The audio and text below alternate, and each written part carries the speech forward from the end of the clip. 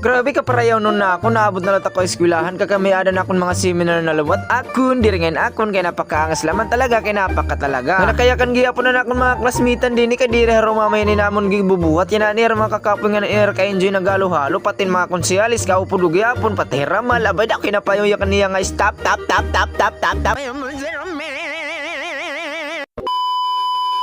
What is up mga katrupa, for this video ngayon yan na kadiri ka po na rumamay kay pastilan kay di ko talaga harumamay ka magkakamiyada kami fire safety and arson investigation. Wow, ano yun? Tula na akong kay Snappy pagabot na ako na akong iskulahan akon warang yung giyapon kataw-tawungan niya bodo kay napaka Snappy talaga. Salit ko madilani ako ni Stevie nakuha na akong t-shirt. Kan ka man luwat nakitaan ko nga din akong mga kaklasmitan ng Shiksyung Bravo.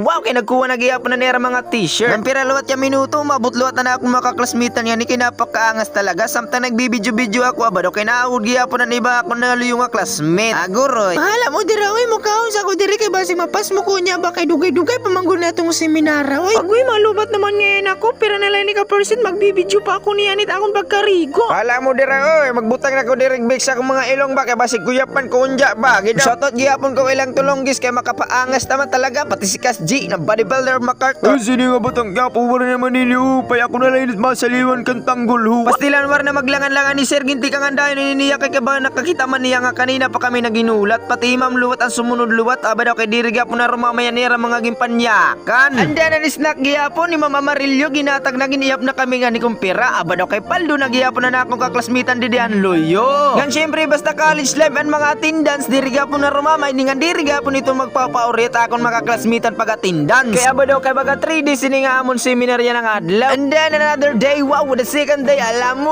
Kas G!